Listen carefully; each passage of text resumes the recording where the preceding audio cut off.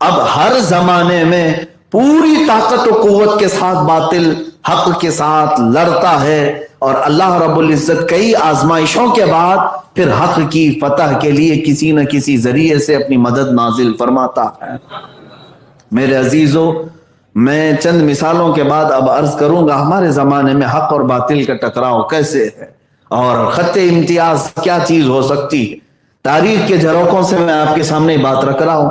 وہ زمانہ بھی آیا جب مکہ مکرمہ میں حضرت عبد المطلب خانہ کعبہ کے متولی تھے، خانہ کعبہ کے وہ ذمہ دار تھے۔ اس زمانے کی بات جب رسول پاک صلی اللہ تعالی علیہ وسلم کا ورود مسعود ابھی مکہ مکرمہ میں نہیں ہوا تھا، آپ کی ولادت پاک ابھی نہیں ہوئی تھی۔ اس زمانے میں ہوا یہ تھا کہ ایک یمن کا بادشاہ ابرہہ، جس کو یہ حسد ہو گیا اللہ کے گھر سے، خانہ کعبہ کے پاس لوگ دور دراز سے آتے ہیں، طواف کرتے ہیں۔ یہ ہر زمانے میں ہوتا رہا ہے، ایسا نہیں کہ اسی زمانے میں۔ آدم علیہ السلام سے خانہ کعبہ کا طواف چل رہا ہے، ہر زمانے میں سارے انبیاء کرام بھی وہاں پہنچتے رہے۔ تو ابرہہ نے یہ کہا کیوں نہ میں یمن میں اس سے بہتر کعبہ بنا لوں۔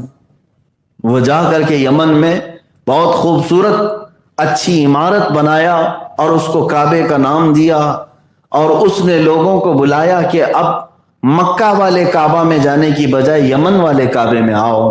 حسد کی بنیاد پر اس نے ایک دوسرا کعبہ بنا ڈالا۔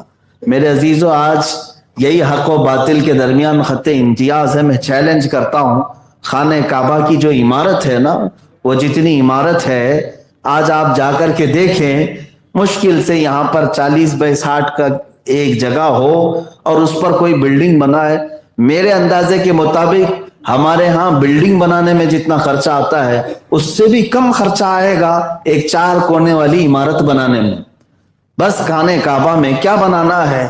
کوئی روم نہیں بنانا ہے، کوئی بالکنی نہیں بنانا ہے، چوکور ایک عمارت بنانی ہے۔ تو پھر ان سب سے ہم کہتے ہیں تم بھی ٹرائی کر کے دیکھ، کیوں نہیں لیتے؟ ویسی ہی 4 کونے والی ایک عمارت بنا دیتے۔ چند لاکھ روپے ہی کا تو خرچہ ہے، لیکن کوئی بنا نہیں سکا۔ میرے عزیزو، حق و باطل کے درمیان خط امتیاز یہی ہے، بلڈنگیں ویسی لاکھوں بنائی جا سکتی ہیں، لیکن لوگوں کے دلوں کو کون اس طرف کھینچ سکتا ہے؟ کشش کہاں سے لا سکیں گے ہم؟ جو خانہ کعبہ کے اندر ہے وہ ہر ایک عمارت کے اندر نہیں آ سکتی۔ ابرہہ نے بنا تو لیا یمن میں، اور لوگوں کو دعوت بھی دی پیسے دے کر کے، کھانے پر بہت سارے لوگ گئے۔ مکہ کا ایک شخص بھی وہاں گیا۔ ظاہر سی بات ہے قریش اور مکہ والے خانہ کعبہ سے بے انتہا محبت کرتے رہے ہر زمانے میں، اس کے لیے انہوں نے جانیں بھی نچھاور کر دی۔ اس شخص کو اتنی تکلیف ہوئی یہ سن کر کے کہ مکہ کے علاوہ دوسری جگہ کعبہ کیسے ہو سکتا ہے۔ ابرہہ کے اس کعبے کو دیکھنے کے لیے وہ گیا، چاروں طرف سے دیکھ کر کے اس کے بنائے ہوئے کعبے کے سامنے کھڑے ہو کر پیشاب کیا اور کہا ابرہہ تیرے بنائی ہوئی اس عمارت کی یہی حیثیت ہے کہ مکہ والا آ کر کے یہاں تیرے سامنے پیشاب کر کے جاتا ہے۔ اس نے اس کی توہین کی، اس کی توہین ایسی، بادشاہ نے اسے ختم بھی کیا۔ اور عمارت کی جب کہ کوئی پیشاب کر کے جائے تو پھر بچا کیا اس کا؟ بادشاہ اتنے غصے میں آیا کہ مکہ والا ایک شخص آ کر کے میرے بنائی ہوئی عمارت کے سامنے پیشاب کر کے چلا گیا، جس کو میں دنیا کی سب سے مقدس عمارت بنا رہا تھا۔ تو اس غصے کے مارے وہ ایک ہاتھیوں کا لشکر لے کر اس خانہ کعبہ کو ڈھانے کے لیے آیا کہ اب اس کعبہ کو میں نہیں چھوڑوں گا جو مکہ والوں کے بیچ میں ہے۔ انہیں اس بدبخت کو یہ نہیں معلوم تھا کہ یہ کعبہ مکہ والوں کی تحویل میں نہیں ہے، یہ خانہ کعبہ براہ راست اللہ رب العزت کی حفاظت میں ہے۔ وہ آیا تو صحیح، بہت بڑے ہاتھیوں کا لشکر لے کر کے آیا، مینا کی سرزمین کے پاس اس نے پڑاؤ ڈالا۔ وہاں سے پلاننگ کرتے ہوئے پہلے پورے مکہ کے جو بڑے بڑے لوگ تھے ان کا مال لوٹ لیا، ظلم کے ذریعے سے پہلے مال لوٹا۔ ہر زمانے میں باطل قوتیں یہی کرتی ہیں، پہلے ان کو اکنومیکل پوری طور پر کنگال کر دیا جائے، ان کے پاس کوئی چیز نہ رہے لڑنے کی، انہیں بنیادی چیزوں سے معذور کر دیا جائے۔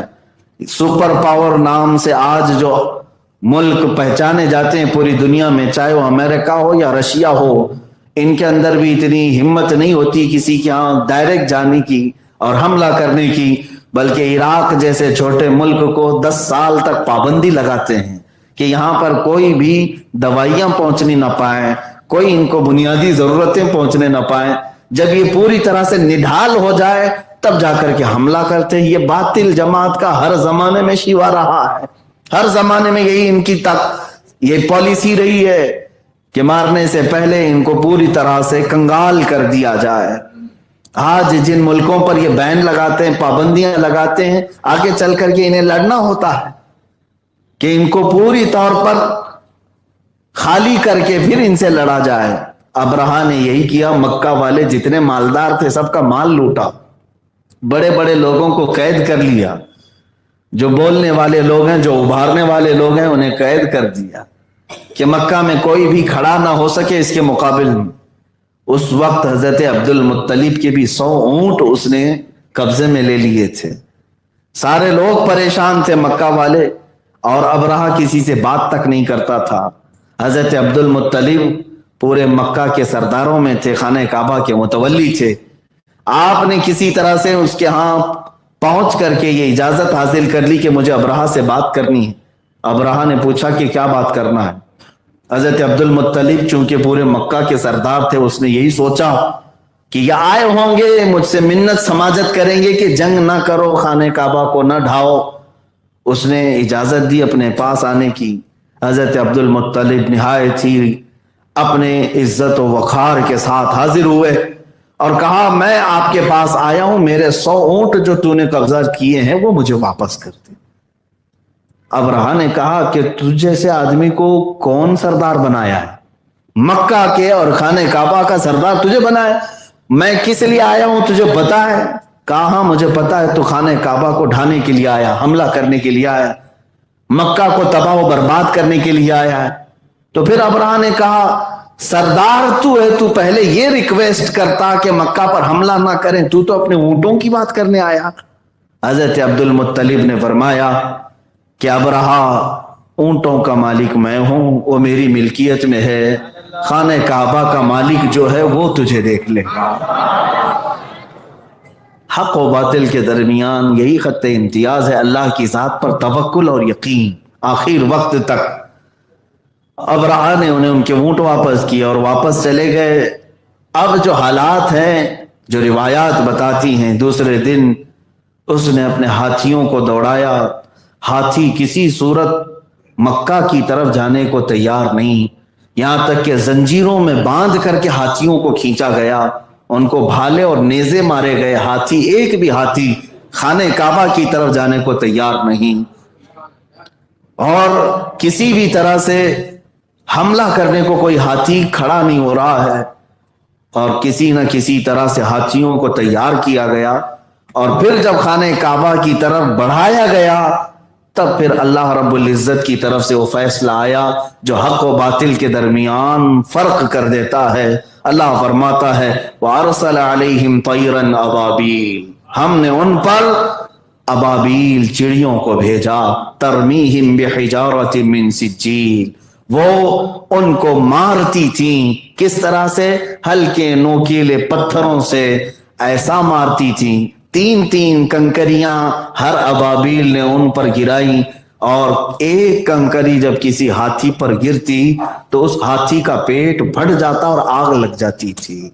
उन कंकरियों में क्या ताकत थी, कौन सी कुव्वत थी? और उस अब्रहा की पूरी फौज पर जहां जहां कंकरियां गिरी वो इस तरह से हिलाक हुए कि कुरान कहता है, फजअलहुम कअस्फिन मअकूल, इन अबाबीलों ने उन्हें क्या कर दिया? ऐसे कर दिया जैसे कोई मुर्गी को खा करके छोड़ा हुआ है, यानी पूरे पर छील दिए हों, गोश्त खा चुके हों। इस पूरी फौज का ये हाल था कि इनकी हाथियों की हड्डियां दिखने लग गई और इनकी खोपड़ियां बिखर गई। अल्लाह रब्बुल इज्जत ने चंद सातों में इस पूरी बातिल जमात को तहस नहस फरमाया।